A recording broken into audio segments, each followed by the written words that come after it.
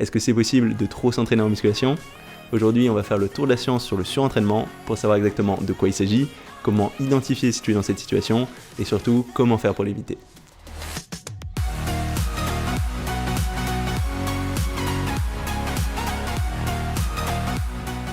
Salut, ici Nico et bienvenue dans un nouvel épisode de ma mini-série 2 minutes science dans laquelle je réponds à une question de la musculation en faisant le tour de la science sur le sujet en 2 minutes ou presque.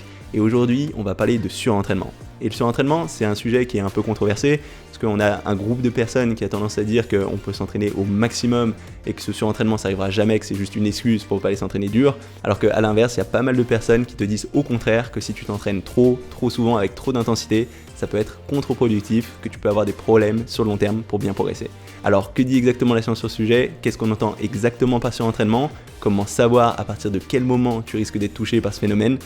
C'est ce que je suis allé voir aujourd'hui en faisant le tour de la science. Comme d'habitude, je t'ai sélectionné les études que je considérais être les plus pertinentes. Tu retrouveras toutes les références dans la description sous cette vidéo avec les liens pour que tu puisses y jeter un petit coup d'œil si tu as envie. Et je t'ai fait un résumé en 2 minutes ou presque pour que tu saches exactement de quoi on parle quand on parle de surentraînement, si jamais ça peut te concerner et comment gérer ton entraînement pour être sûr de ne pas être concerné par ce genre de choses. Donc c'est parti, on lance le chrono et on va voir ce que dit la science sur ce surentraînement.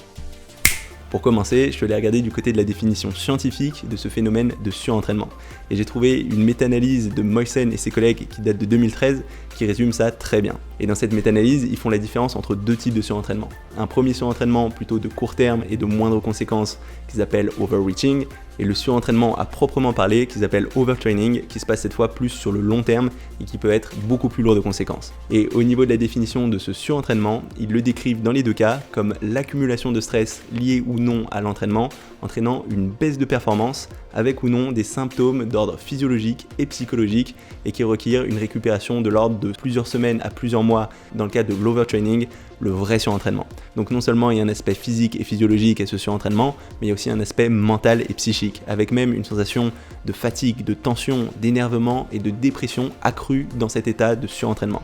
Et les principaux symptômes de surentraînement évoqués dans cette étude sont une baisse de performance, une fatigue persistante, une plus forte impression d'effort pendant tes séances et des troubles du sommeil. Et au niveau des potentiels déclencheurs, ils évoquent un trop fort volume d'entraînement, c'est-à-dire trop de répétitions, trop de séries, une trop forte intensité d'entraînement, ça veut dire des charges trop lourdes, trop proches de l'échec musculaire, ou encore des facteurs psychologiques comme une trop forte monotonie de l'entraînement, ou des problèmes de type relationnel liés au travail, à la famille, en dehors de tes entraînements. Donc c'est quelque chose qui est lié à la fois à tes entraînements, mais aussi quelque chose de global. Et l'idée que ce surentraînement était principalement lié à un trop fort volume d'entraînement ou à une trop forte intensité, je l'ai trouvé dans d'autres études, notamment dans une étude de 2017 de Ferreira et ses collègues qui ont regardé l'impact de 8 séries de développé couché menées à l'échec avec une charge correspondant à un 10 RM. Et ce qui en est sorti, c'est qu'une telle intensité et un tel volume d'entraînement, ça entraînait des courbatures sur plus de 3 jours et qu'il fallait plus de 4 jours pour complètement récupérer, que ce soit au niveau de la puissance ou au niveau de la capacité de travail, c'est-à-dire la capacité à refaire le même volume d'entraînement.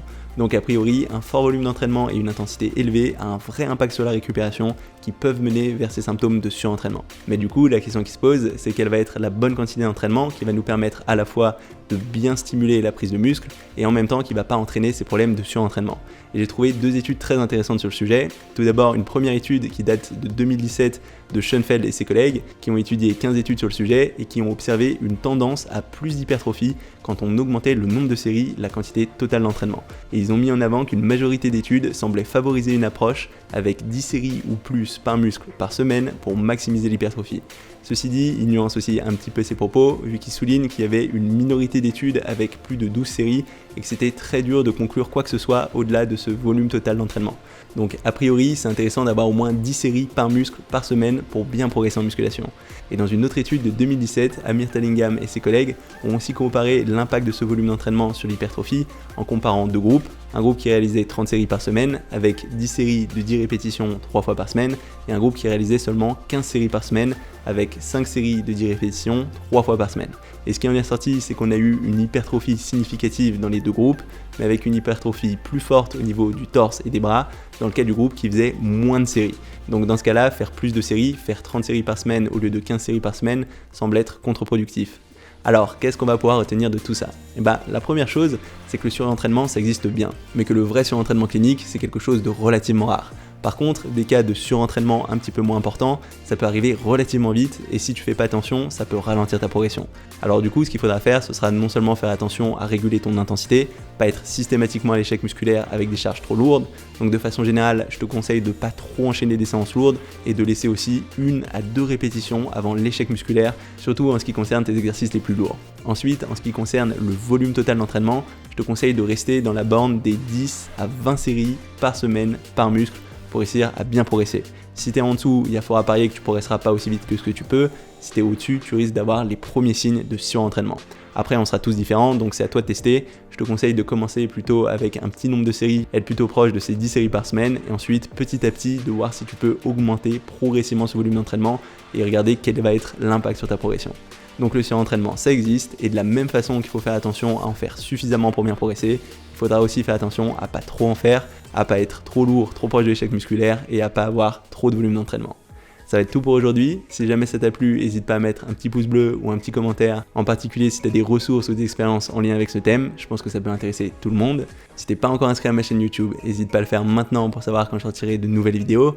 Tous les lundis à 18h, je sors un autre épisode de cette mini-série 2 minutes science. Et le jeudi à 18h, je sors un épisode de ma mini-série questions-réponses dans laquelle je réponds aux questions que vous m'envoyez par mail.